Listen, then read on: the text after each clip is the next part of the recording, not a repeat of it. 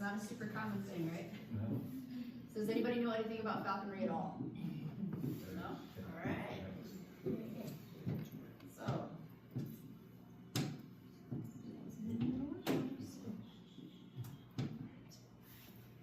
So what is falconry? By definition, falconry is the sport of taking wild game with a trained bird of prey. So we go hunting using a raptor. So eagles, hawks, falcons, by definition, it has to be hunting in order to be falconry. Falconry is the oldest sport known to man. It is at least 4,000 years old. There's some argument that it goes back as long as 10,000 years, but we get into that gray area with the definition of falconry.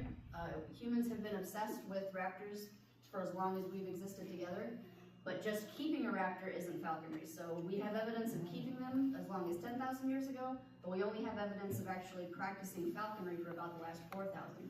And interestingly, it's only in the old world. There's no evidence of New World falconry until it was brought here by Europeans in the early 1900s. So most people, if you've heard of falconry or seen anything about it at all, you've probably seen the Mongolian falconers. They still practice the same way that they practiced throughout their history. They fly golden eagles after wolves, foxes, and deer. So it's quite impressive. And even their youngest children participate in the sport as well. At the very beginning of falconry, it was developed as a means of getting food, putting food on the table. We didn't have really efficient weapons for hunting, especially in the wintertime. And somebody realized that all the birds of prey were still eating just fine. So somebody found a young one, taught it that, we can work together, and throughout the winter, they would catch food together and then share the food. And then in the springtime, when game became abundant again and you were able to get back into the farming and get back into hunting a little more easily, they would release the bird, spend the whole summer acting as normal, and then next fall, trap a new one. After we developed better weaponry for being able to hunt more efficiently on our own, it kind of fell out of necessity. And back in the day, if you had a hobby, you were rich. So only the wealthy people got to practice hobbies. So it fell into being the sport of kings. Only the elite could practice it. So that's why you see a lot of the movies with, the old-time kings and lords that usually were just riding around with a horse and had a falcon on the fist. Also, your standing determined what kind of bird you had. So if you were a king or you were a high lord, you might have had a peregrine falcon. If you were somebody a little lower down the rank, you probably had, a goshawk. Not as good. They're actually better, but it kind of fell out after a while. It almost disappeared completely. There were a few pockets of different places that kind of kept it just as a tradition, but for the most part, falconry went away. And then in England, in the late 1800s, it came back as a gentleman's sport. So if you think of like fox hunting and polo, it was a gentleman's sport. Slowly made a rise, and then eventually it made its way to the Americas. It didn't get here until about 1930 at the very earliest, but it wasn't really popular until 1960. Modern day falconry, we practice it pretty much the same as it's always been done. It's kind of one of those things, if it's not broke, don't fix it. We've added some technology, and we've learned a little bit more about animal behavior and training, where we've modified some of our techniques and some of the things that we do with the birds. But by and large, it's about the same as it's been for the last 4,000 years. Now, I mentioned the peregrine falcon. The reason this bird is very important, not just to falconry, but to conservation and to all of us in general, peregrine falcon is the most prolific falcon in the entire world. It's found on every continent except Antarctica. So they're able to thrive in every environment, tundras, deserts, mountains, you name it, they survive. But in the 60s, we almost destroyed them completely. We nearly lost the peregrine falcon as a whole. We got down to 12 pairs total. And the reason for that was a pesticide called DDT. We had a problem with crops being destroyed by insects, and we decided that the crops were the most important thing. We needed to find a way to get rid of those insects. And they did do testing. They tried to make sure that it was safe for the environment, and it wasn't killing birds outright, so they thought, okay, it's perfectly safe, we'll just keep using it. But what was happening is it was actually making the eggshells very thin and very weak. So when the birds would lay their eggs, they would come land back in the nest to incubate it, and they would crush the eggs. So they couldn't hatch any of their babies. And it was actually falconers who realized that the numbers were going down. They would go out in the fall and say, okay, I'm expecting to see a certain number of baby falcons flying around. There's none. So they drew attention to the wildlife officials, to the government, said we need to figure out what's going on. That's when they were able to find out what was going on with the eggs. And falconers actually are the reason that we still have peregrine falcons today, and we did that in 2 ways. For one, aside from being the ones to notice what was going on, we knew how to take care of these birds. So they would go in and collect the eggs as soon as they were laid, before they were able to be broken. They would find the nests, collect the eggs, hatch them in captivity, raise the babies up to a point where they could thrive with the parents, and then return them to the nest, let the parents take care of them. So they put dummy eggs in the nest to keep the parents invested in the nest, and then put the babies back once they were old enough to stay with mom and dad and have the best chance of survival. The other way is that we were captive breeding peregrine falcons, and it's been done, especially in the Middle East, for hundreds and thousands of years. So we were able to take some of those captive bred birds and release them back into the wild to build up the populations. So we saved the species through falconry. So if you like peregrine falcons, if you see a peregrine falcon, thank falconry. Throughout the United States, falconry is pretty much the same. There's a few states that do things a little bit differently, but just for the sake of today's conversation, and because of where we live, we're going to talk mostly about Michigan. We have 3 classes of falconry in the United States, and in Michigan in specific, we have apprentice level, general level, and master level. For an apprentice falconer, this is where you start your journey. Everybody has to start at the apprentice level. You have to stay here for 2 years, and you have to find somebody to sponsor you for those 2 years, and that person is going to teach you how to get through, the whole ropes, teach you how to be a falconer, all of the ethics, all of the laws, all of the practices, how to train the bird. After 2 years at that level, you graduate to what's called a general class. When you're an apprentice, you're only allowed to have 1 bird, and in the state of Michigan, we're only allowed to have a red-tailed hawk or an American kestrel, and both of those have to be, for the red-tailed hawk, it has to be a first-year bird. For a kestrel, we try, but it's really hard to tell how old they are. There's little subtle differences in the feathers, but for a red-tailed hawk, they have a brown tail when they're babies, so it's super easy to tell which one's the adult and which one's the baby. As a general class falconer, you can have any legal falconry bird except eagles.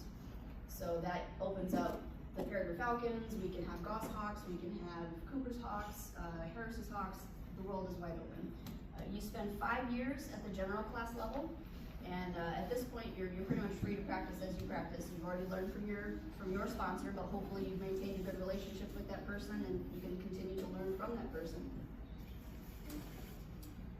The ultimate is the master class. The only extra benefit to being a master class falconer is that you can actually fly eagles. In the state of Michigan, we're allowed to have stellar sea eagles, white-tailed eagles, or golden eagles. And all of those do actually require an additional permit on top of your falconry permit. And I honestly don't know anybody that actually flies them in Michigan. We just don't have the terrain or the game to really justify having an eagle. They need kind of wide open spaces, and we don't have a lot of that. So steps to becoming a falconer, this is going to be kind of the simplistic view of it. I'll go into as much detail as you'd like to know. But as I said, with the apprentice level, you're going to start out by passing a written exam through the DNR. It's a 100-question, multi-question test. You have to pass with at least 80%. Once you do that, you find your sponsor. Your sponsor has to be somebody who has either been a general class falconer for a minimum of 2 years or a master class falconer. And that person is responsible for you for the next 2 years. They are there to guide you on how to become an effective and ethical falconer. They're going to teach you how to build your facility, what equipment you need to either make or buy. You're going to get all of that together. Once you have that, the DNR is actually going to send out one of their law enforcement officers, and they inspect everything, make sure it meets their little checklist. Once that's approved, you send in all of your paperwork and your money, of course, and then you get your license. You're a licensed falconer at that point. So then you put in your application for a trapping permit. Our first birds have to come from the wild, and you're off to the races. So the facilities that we use in Michigan, it's called a muse. This is the house that the hawk lives in. What you build is going to be based on which bird you have. So if you have an American kestrel, obviously, a little bitty guy is not going to live in that big old thing. But for a red-tailed hawk, this is kind of ideal. Michigan's a little bit loose on the requirements for the muse. We basically want it to be big enough that the bird can spread its wings and accessible enough that you can keep it clean. So mine is actually an 8x12 building. We have to have vertical bars in the windows, and the spacing has to be just narrow enough that they can't get their head out. I have it divided into 2 rooms, so her side is 8 by 8, my side is a little 4 by 8, it's our staging area. We also have to have a weathering area. Birds that are kept in falconry have a pretty cushy life, and believe it or not, that's not the best thing for them. They actually need to be outside as much as possible, getting rained on, sitting out in the sun. Their beaks and their talons grow much the same way that a cat's claws do, in that it's layers. If they don't get wet often enough, those layers don't come off. So then we have to go in with files and Dremel tools and actually trim up their beak and trim their talons, because we feed them really, really good food all the time, and they don't get stuck out in the rain all the time. So cushy little well-kept birds tend to need a little more maintenance. Some of the other equipment that we have, obviously you need to have a perch, and the kind of bird that you use is going to depend on the perch that you use. Red-tailed hawks really like these bow-style perches. Some of them are, it's called a block perch, which is just a post. Those are really good for falcons. My red-tail loves this, is her favorite perch. She looks for this one. A bath pan, just like it sounds, they need to be able to drink from it and bathe in it. They do like to get water up under their feathers. Red-tails are notorious for not using their bath pans, so mine's kind of just there for decoration. I wind up having to spray her down with the water hose all the time. For the glove, this is for our protection because those talons are incredibly sharp. A lot of people will ask, the first thing they ask is, does it bite? Yeah, it bites. I don't care about that. I care about the feet. Those hurt. So our glove protects us. This is what allows us to carry the bird safely. And the bird will also learn to recognize that this is where I land. This is what I come back to. If I throw this on the floor, she'll actually go sit on it. Scale is a very important piece of equipment. When we're hunting with our birds, they have what's called a flying weight. When we go out hunting, if they are not hungry enough, they won't participate. If you think about finishing Thanksgiving dinner, and then I say, hey, would you please go in the kitchen and make yourself a sandwich? You're gonna tell me to jump in a lake. They don't care. So we find what their perfect hunting weight is, and then we try to maintain that. I'm gonna say, all right, tomorrow afternoon, I'm gonna go hunting at 3 o'clock. I want her to be at her hunting weight. Hers is 1,330 grams, is our little golden spot that we look for. So I know tonight I have to feed her before I go to bed. I'm gonna weigh the food, and I need to know that she burns about, for her specifically, she burns about 5.5 grams an hour. So I gotta do all the math to figure out what is she gonna weigh tomorrow at 3 o'clock, and then add the food to it, and then I have to weigh the food. So the the scale is very important, both for the bird and for the food. Sounds really complicated. You get into a routine, it's not that hard. The lure, we use this for a couple of reasons. At the end of a hunt, the bird's gonna catch something, hopefully that's the goal. And after they catch it, we're gonna move in, and we don't want them to keep it, we don't want them to eat the whole thing because then she's gonna gorge herself and we can't go hunting for the next 5 days.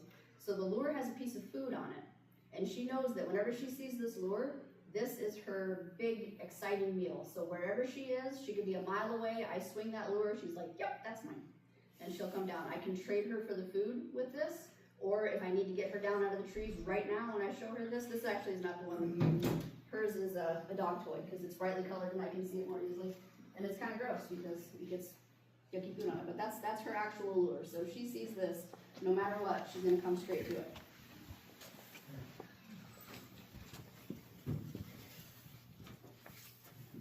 Make sure that's super covered because when I get her out, it's obvious she's gonna get mad at me when I don't let her have it.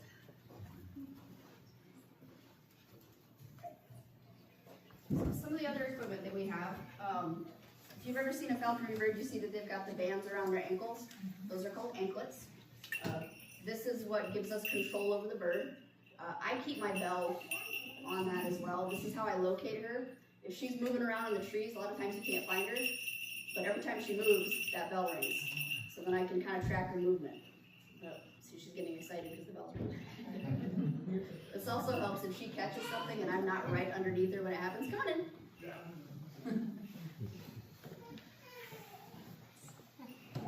Their instinct after they catch something is to hide with it. So she'll kind of drag it under a bush, and their camouflage is amazing. It doesn't look like it, but when they're sitting in the leaf litter and they're not moving, you cannot see that bird. But the bell's ringing, so I can get up on it. We also have jesses. These are the short leashes that stay attached to their legs. This again just gives me control, so I can hold on to that, and if she tries to fly away, she can't because I'm holding on to it. The leash, just like for a dog, this is going to attach to those jesses. And this gives me, again, I can tether her if I need to, or I can have it attached to my glove. I keep one actually fully attached to the glove. And the bells I already showed you. The swivel is a really important thing. This is one of those new pieces of technology that we have in modern falconry. When the bird is tethered, this is just a fishing swivel. So if any of you are fishermen or you like to spend out, especially like the deep sea fishing, you got those big heavy duty swivels. This just keeps everything moving. If you don't have that, when the bird is like turning in circles or gets bored or whatever, she's gonna wrap that all around her legs and then she can fall over, she gets stuck. They can actually off themselves if they stay tangled for too long. So that swivel allows them to move around without getting tangled. She still manages to, she's kind of special. The hood, this is another one that probably most people have seen, if you've ever seen anything about falconry. With birds of prey, the majority of their brain is focused on visual input. So when we put this hood on and it covers their eyes, it's like a sedative. They just calm down. Nothing else matters, I can't see, so whatever. For her feet don't work anymore when I put this on, so she kind of falls over, but again, she's special.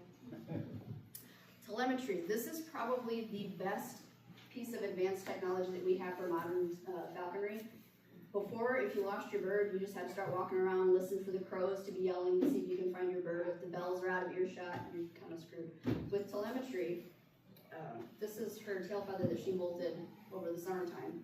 We have this tiny little transmitter that clips on. There's different ways to do it. I like to do a scale mount. There's some of them that attach to their leg. There's some that actually go in a backpack. But this sends out a little pulse. And if I can't find her for whatever reason, I have this receiver that I can then turn on. And I've got to walk through the woods. That's why the antennas are a little bent, because I'm walking through the woods, getting tangled up and everything. And then I can track her down. Wherever she's gone to, I can track her down. She likes to make me use it. This is just our little controller. It's actually magnetically controlled. So it's on her tail. When I'm holding her, I just reach up under her tail and touch that transmitter, and it turns on. And I push the button, and if it's on, you'll see it flash in time with the pulse that the transmitter is actually sending out. And I can show you that to you when I get her out later.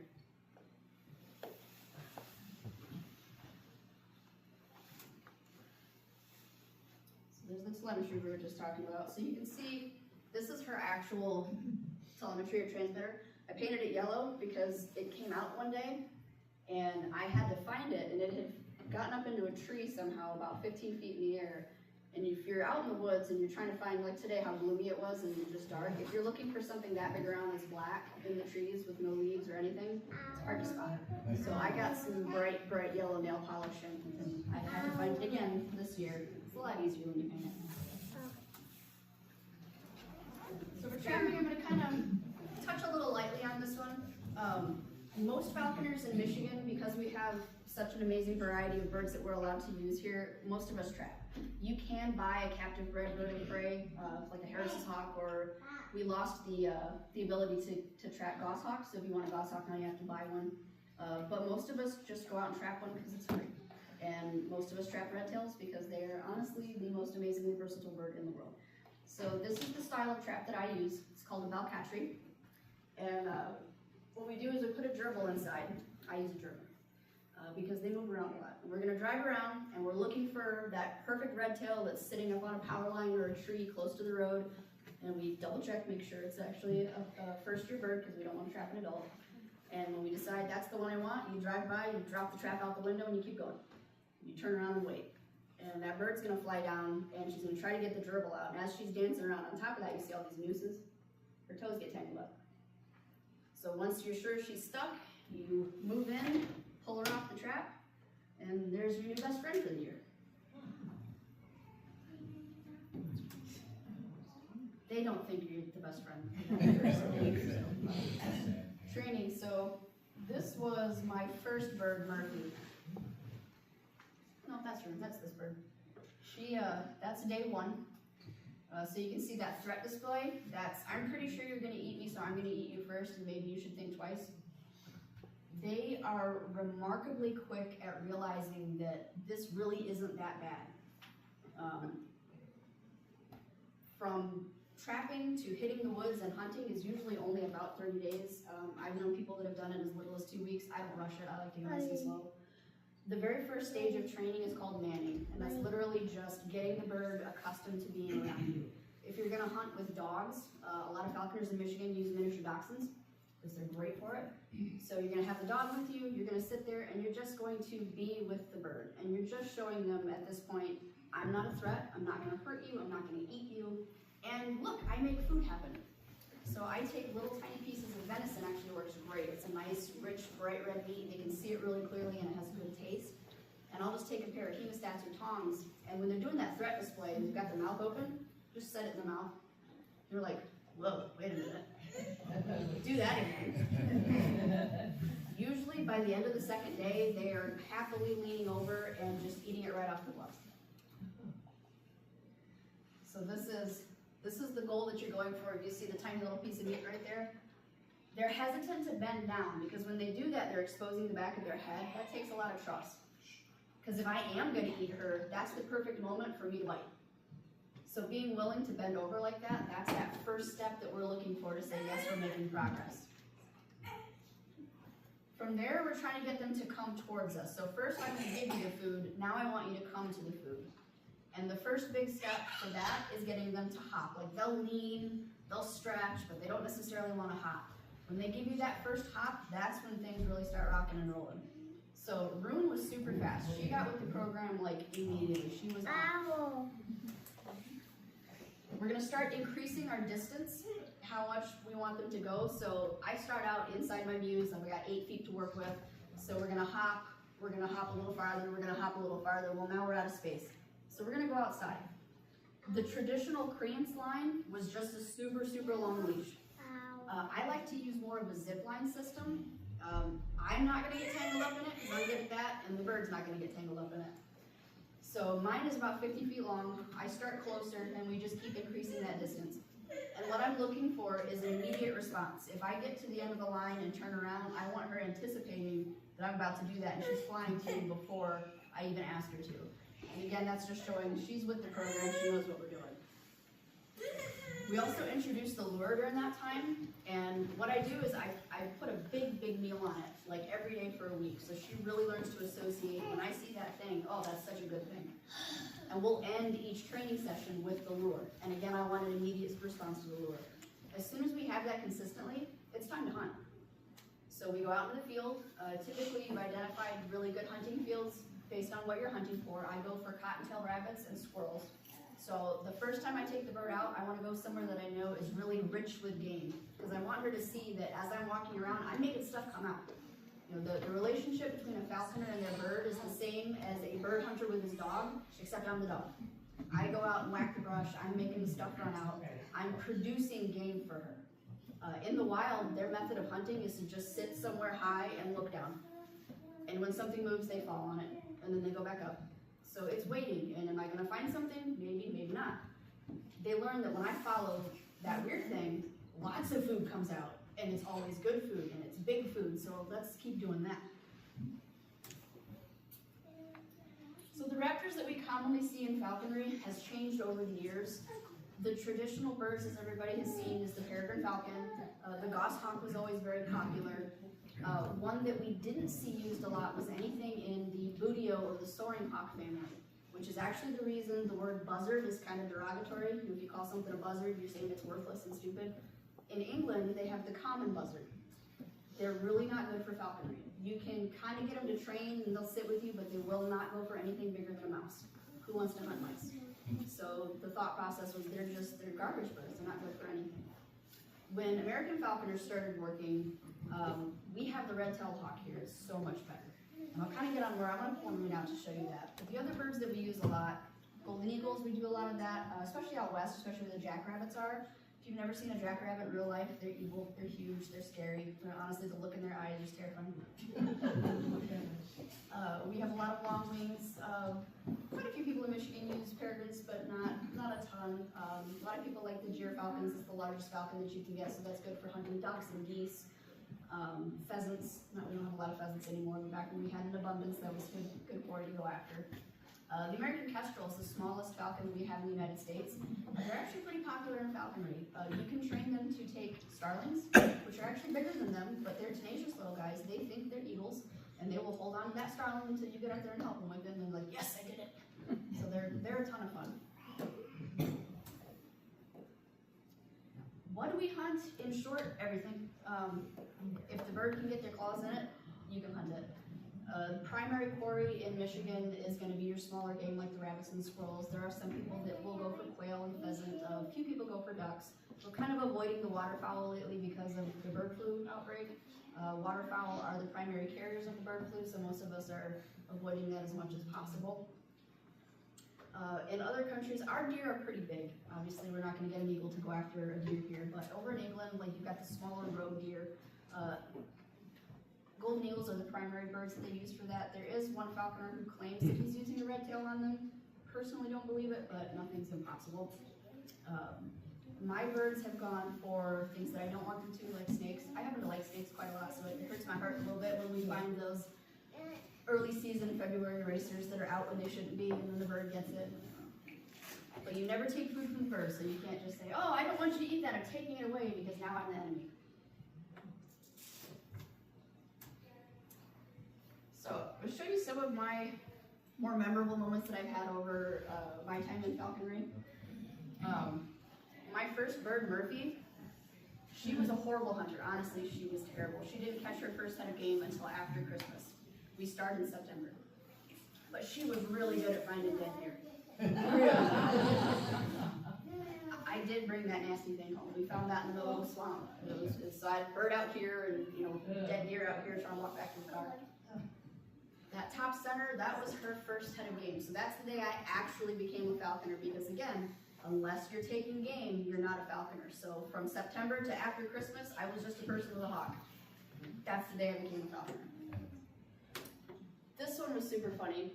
I gave her a whole squirrel for Thanksgiving because we hadn't caught anything, so it was a roadkill squirrel. And she's sitting there eating, I'm chatting with my mom, and she's eating her squirrel hack as can be, and all of a sudden she just flat and froze. And I thought, oh my God, my bird just died. She just had a heart attack and she's dead now. There was a turkey vulture flying overhead. And she wanted to hide her squirrel from the turkey vulture, so she just flat packed. And once it was gone, she just popped back up and kept eating. Like, thanks for the heart attack, that was great.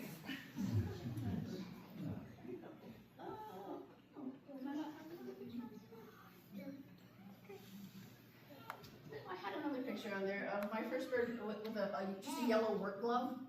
Because you saw my lure, it was orange. So I usually, was it a little before? Okay.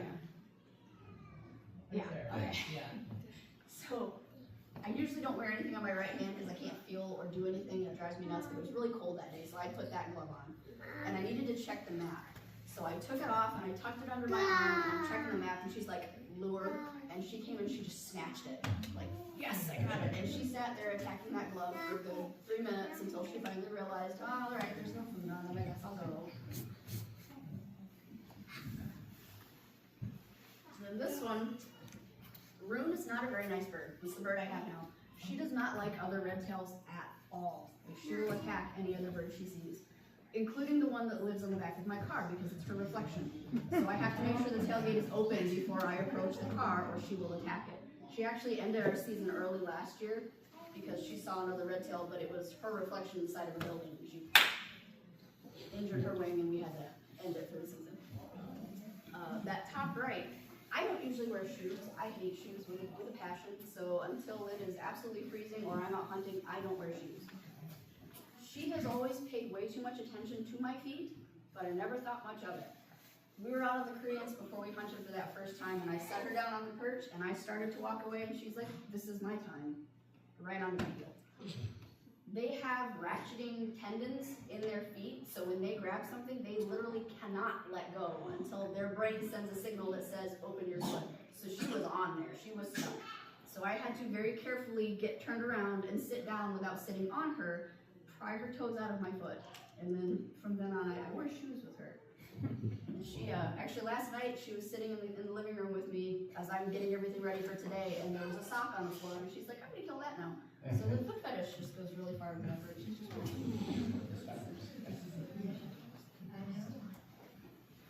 Alright, if you want to take a picture of this, these are some resources that I like to share with people.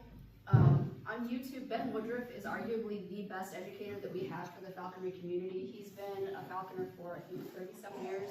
He's worked with every species you can imagine. He's an amazing educator, really passionate about what he does and what he likes to share with people. And that falconry with the tall, he's not been as active the last couple of years. He and his wife just had a baby, so it's been a little hard to do life and falconry at the same time and run a YouTube channel. But some of his older videos are just great. At the bottom here, this is my actual YouTube.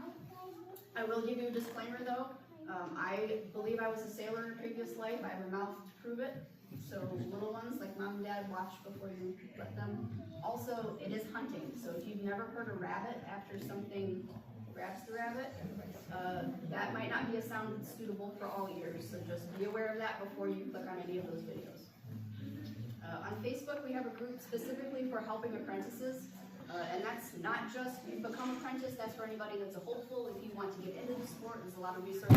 Feel free to ask any questions. Anybody can join. We're here to help. For the websites, the Modern Apprentice has been around for a long time. It's just a good resource that shows you how to make some equipment. There's a lot of different templates and patterns and things where you might want to make. Mike's Falconry, anything that I don't make for myself, that's where I buy my equipment. So like my bells, my telemetry, so I get from them. Western Sporting is another good one. And then for the books, the California Hockey Club Apprentice Study Guide, that's what most states test is based off of. So if you can pass that, there's practice tests, and if you can pass that, you can pass ours. All right. Now I want to talk a little bit more about that Budio family of hawks. When people in the United States started practicing falconry, I don't know who did it first, but somebody decided they were going to try out that red-tailed hawk. Even though it's just one of those buzzards. Do you know why it's called a buzzard? The word buzzard, a lot of people think we're talking about vultures. That is incorrect. A buzzard is a member of the Budio family, so the soaring hawks. In North America, that's the red-tailed hawk, ferruginous hawk, broadwing hawk. And most members of the buzzard family kind of aren't the best for falconry. These guys, in my opinion, and arguably for all of falconry, the best bird you can fly. They will go after anything. They train super easily. Like that. This is arguably the most versatile bird that you're gonna fly. She'll go for fur, she'll go for feathers, she'll go for whatever I ask her to pursue. And they're just remarkable birds. Does anybody have any questions? It's a multi-part. A, how long do they live? Secondly, the falconry community in Michigan, how large is it? And thirdly, do they have competitions or anything like that? So first question is multifaceted. In the wild, only 10% of them survive to their first birthday. They have an extremely high mortality rate. There's a few reasons for that. They are like your typical teenage human. They're 10 foot tall and bulletproof. Nothing can hurt them. They have to learn the hard way what to be afraid of. And they're also really good at getting hit by cars. So if they survive to that first birthday, the average lifespan in the wild is about 5 years. In captivity, they can live as long as 30 years. I know one falconer that just lost her bird of 32 years. They can live that long in the wild. It's extremely rare. I know there was one that was just captured that had a ban, federal ban in New York this year, that was 22 years old. That's very rare in the wild. So from the wild to captivity, it varies quite wildly. What was the second question? How many falconers are there, say, in Michigan? In Michigan, we've got about 150. Of that 150, only about half of us are actually active, as in keeping a bird and participating in the sport. So very, very few of us. Nationwide, there's only about 3,000 or 4,000 for the entire country. Yeah, no. And then competitions. We don't really have competitions. We do have what we call field meets. And that's just where a bunch of falconers will get together, and we'll have somebody that hosts it. So whoever's local to the area will line up a bunch of fields and invite people to come out. So then we'll just go out together and whack brush for each other's birds and talk and just kind of enjoy the sport with each other. Last question, I'll let someone else go. How often do you have to you hunt? there's not a have to, there is an ethical obligation, so we want to get out as often as possible. I try to get out a minimum of 4 days a week. The only thing you have to balance in is that when we're keeping them at that hunting weight, you know, it's a little bit light. So I try not to go more than 3 days in a row, and then I'll really crop her up. I'll give her, you know, a meal that's gonna last her about 2 or 3 days.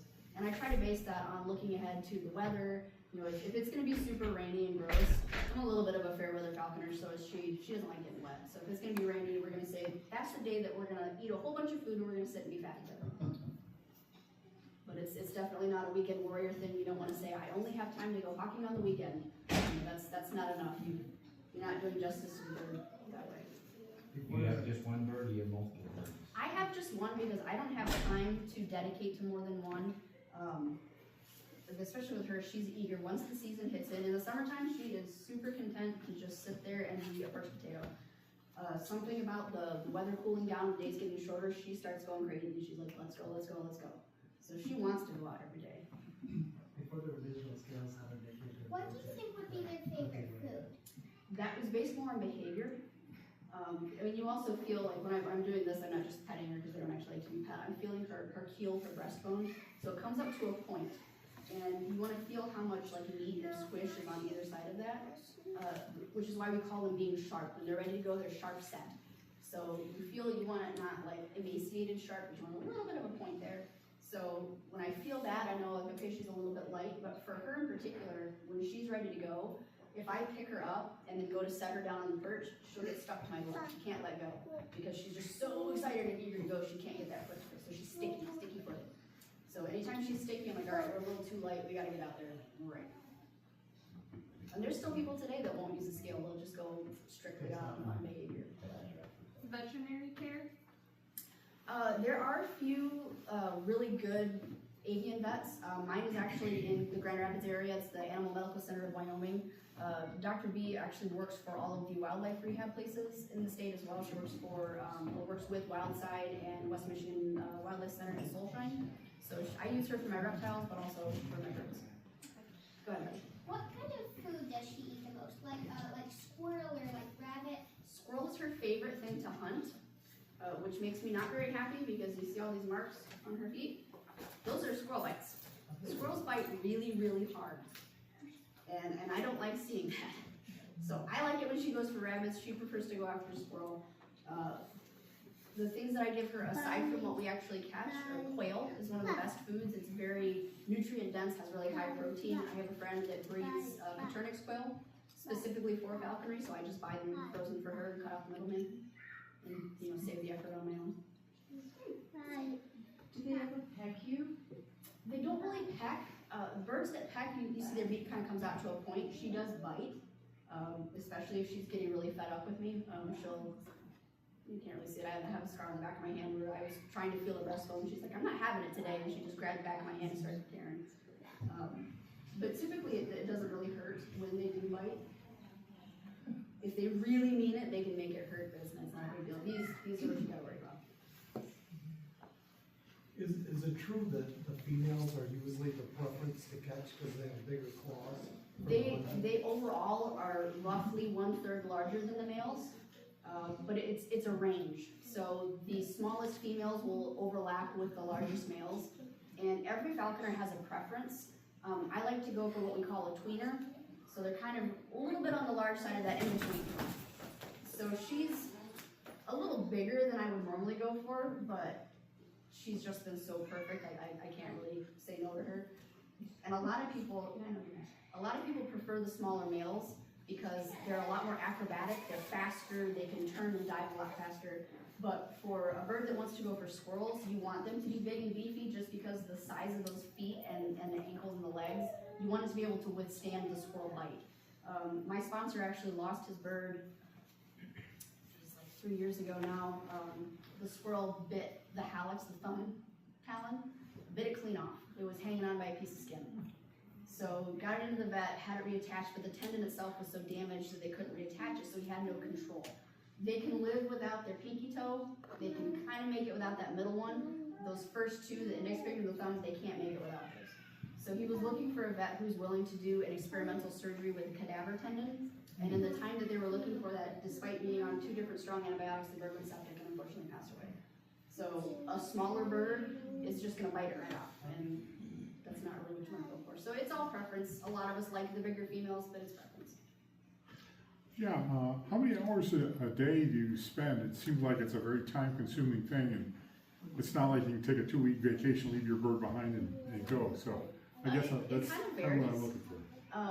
There's days where I'm kind of running behind, and we'll get out in the field. For those days, I'll choose a spot where I know I can put game up for her almost immediately. And there's times that we'll get out of the car and she's caught something within 30 seconds. And if I just can't stay out any longer than that, then we'll call it a day. There's other times where I'll choose a spot where I know it's going to be a little bit more difficult just so that we can go, and we'll be out for 4 or 5 hours. So she tends to be more of a let's go out and get it done and then go back to the car. Sometimes I want to just be out in the woods and be, you know, in the quiet and enjoying nature and getting kind of away from the rest of life. So if you would train your hound, like if you were to sign her free, would she be able to live on her own still, or is she domesticated or somewhere? If I stop interacting with her for as little as 2 weeks, she wants nothing to do with me. So when she bit me, it was because it was the beginning of the season as I was taking her back up and starting to get into the routine again. And you see now she doesn't care if I touch her, but that day it was like, we don't play this game anymore, you don't touch me. And I had to actually chase her around to catch her in her moves. So they wild back up really quickly. If you were to, if you spot your bird, you just happen to see your bird a year later and you try to get it to come down, it's a new one. So yeah, they wild back up nicely. How often do you change your hair? That kind of varies as well. I usually like to get a new bird every fall, so I'll release in the spring. We can't do anything with them in the summertime anyway. We have to follow the same hunting season as everybody else. So small game is middle of September through the end of March. And over the summer, we can't hunt, but also they're molting out their feathers. They're getting all their new feathers in. And you've got to keep them nice and fat when that's going on so they can grow feathers cleanly. So since you can't do anything with them anyway, most people just don't want to bother with it. With her, she spent half of last season down because she kept doing stupid stuff. So I kept her hoping that with one more season under her belt, she might grow a few extra brain cells. But she has been so incredibly amazing, I might just hang on to her for a while. The thing that makes a good falconry hawk is also the thing that kills them in the wild. She's reckless, she'll charge right in, she doesn't care what you go after. So for me, that's great because I'm her safety net. There's no way that she's going to just have something happen and then, all right, you're screwed. You know, I'll take her to the vet, I'll do whatever I need to do to keep her healthy and happy. But in the wild, there's no safety net, so she would just die. So depends on kind of what she shows me the rest of the season. If she continues being crazy and reckless, then she might just stay back in her. Do they have any natural predators outside of cars? Great horned owls. One of their primary predators is great horned owls. They're very good at catching them. So that's when it gets dark, they get scared. They don't want to be out anymore. They'll hunker up in a tree and refuse to move. Is she like an average size for a female, or is she a little on the larger side, or She's as big as they get? She's a little bit big for a Michigan red tail. I've seen some. Her trap weight was 1,242 grams. I've seen people trap some that were 1,400 grams. So they do get much larger, but I'd say she's probably middle of the road for an eastern red tail. How old did you say she was? She's a year and a half old, so this is her second year. So once, if you keep her, she'll never breed or anything, right? 'Cause Yeah, as long as she's in my possession, she won't breed. That's another reason that I don't really like the idea of keeping them forever. got it. You know, they don't really care, but they do mate for life. So as long as she's in my possession, that's an aspect of her life that she'll never get to pursue. Thank you. It depends on the bird. So when she goes after prey, the prey's on the ground, she doesn't go after anything like a bird in flight or anything like She's that? never gone for a bird in flight. The squirrels are always up in the tree. That's what I was wondering, 'cause I know squirrels go on the ground, of course, Yeah, but. yeah. It's actually really amazing, and a lot of the videos on that YouTube channel are of her up in the trees because that's her favorite thing to go for. She'll ignore a simple rabbit slip to go chase a squirrel a quarter of a mile away. That is her preference. So she will get a squirrel when the squirrel's in the tree? Yep. Wow. She, usually what happens is, it took both of us a little while to kind of figure out how to help each other. I never wanted a squirrel bird because of those bites. I only wanted rabbits. And when I trapped her, I didn't realize that she was a squirrel bird. So she kind of gave me no choice in the matter. I had to learn how to be a squirrel hawker because that's what she wanted. So once she figured out how to use me and I figure out how to help. It's honestly way more fun than rabbit hawking. I understand the appeal now. So she'll usually spot the squirrel first. So with rabbit hawking, I'm out, she's following me, and I'm whacking the brush trying to find a rabbit. With squirrel hawking, I'm moving around, but I'm kind of just watching her out of the corner of my eye, and then she'll spot something and go, and then I follow her.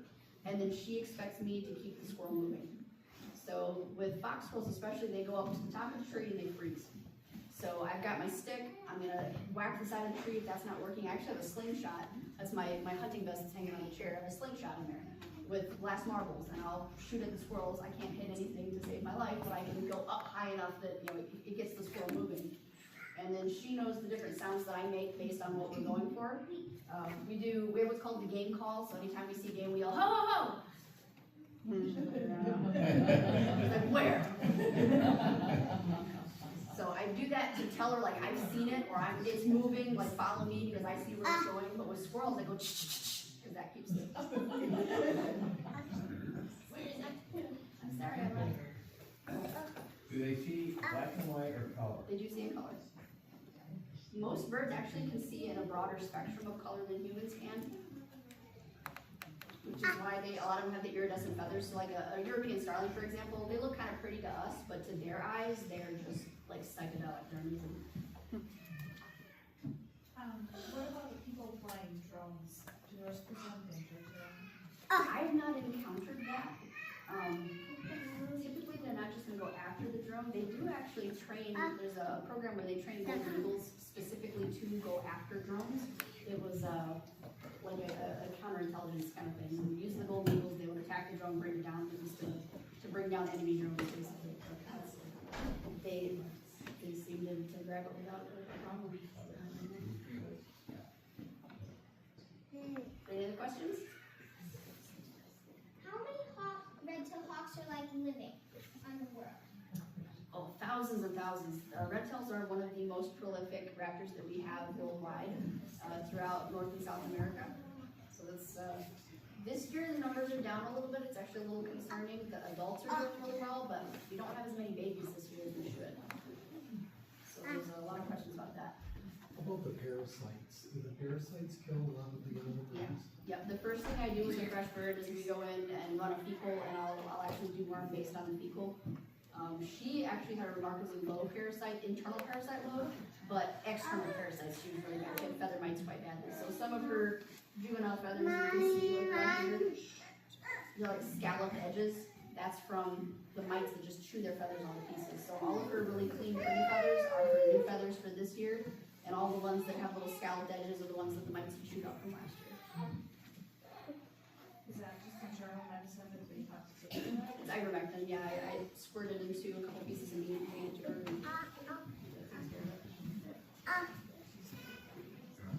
Any other questions? Yes. How many years or how many seasons do you keep each bird? It really depends. You aren't obligated to release the bird at any point in time. You can keep it forever if you want to. Most of us will do like 1 or 2 seasons and then release the bird. Because part of the fun is taking that wild bird and building that relationship, taking something that hates you and is afraid of you, and then you build a partnership. That's part of the pleasure of it. But there's also something about just taking a bird that already knows the game and is really, really good at working with you and saying, you know what, we're just going to be partners for a while. I have one friend that kept the same bird for 10 years because he ran a long-haired dachshund under his bird, and he didn't want to risk getting a new bird that didn't work cooperatively with the dog, and the dog got hurt. So he kept the same bird for 10 years, and he just retired last year, released his bird, and doesn't want to do it anymore. Is there any sort of special way to release it, or you just let them go? Nope. I actually made this.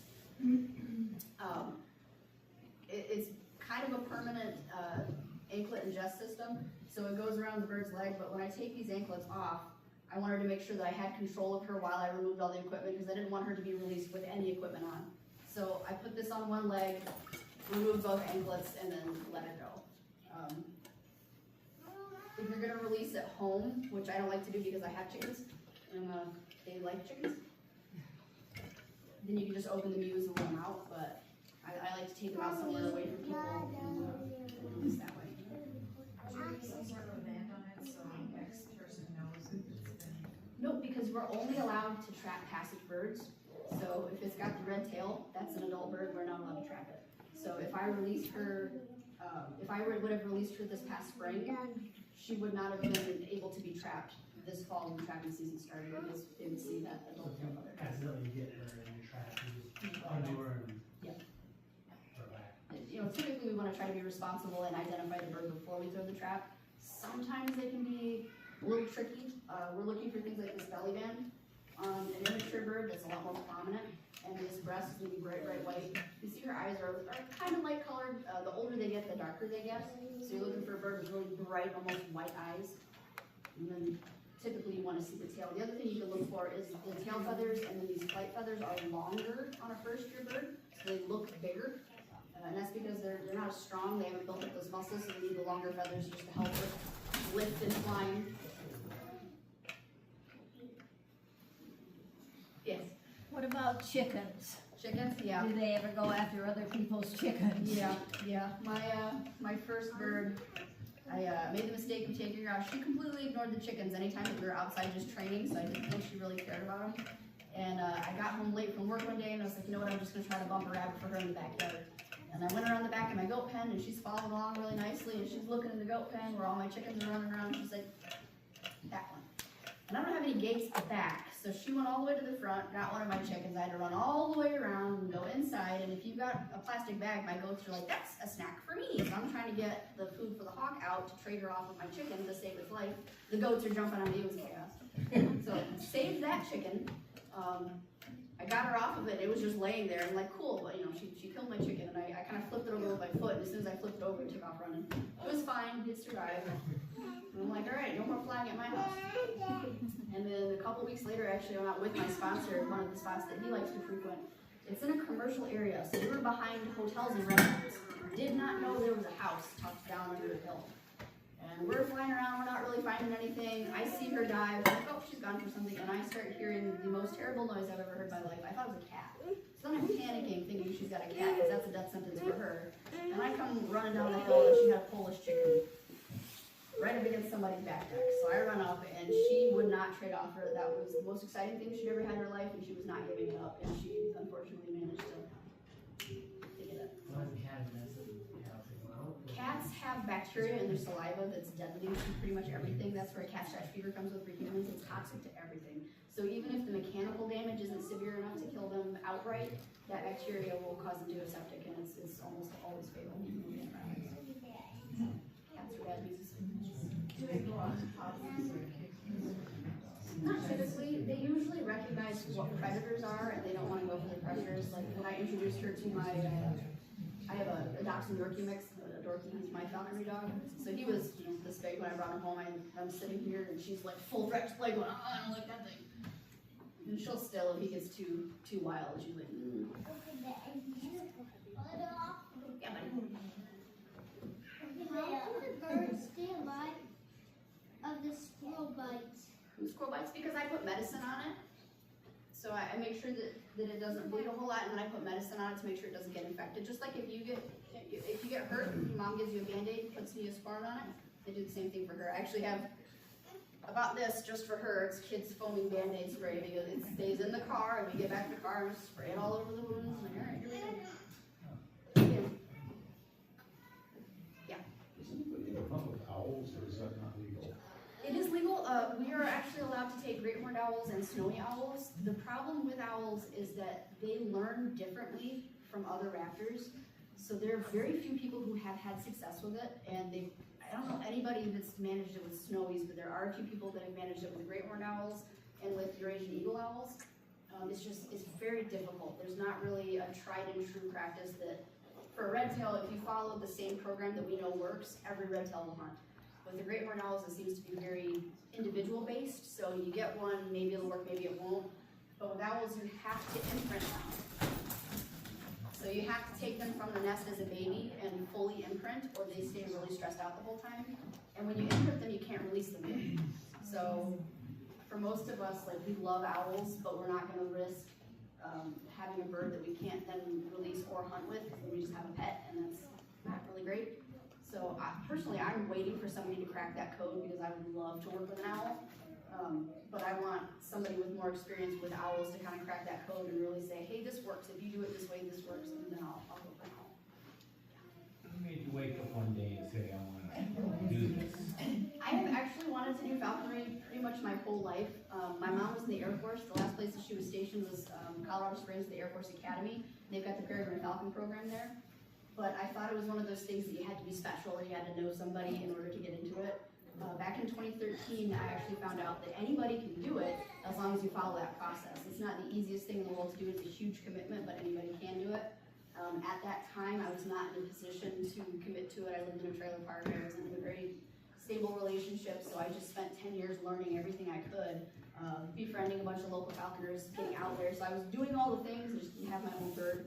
And then partner and I bought a really nice house with 3 acres out where we could actually do stuff. I'm like, all right, now's the time. I waited long enough. So how long have you had your birds? This is her second season with me. So I trapped her September 12th of last year. I had her for that long. And then my first bird, Murphy, I trapped her September 17th of 23.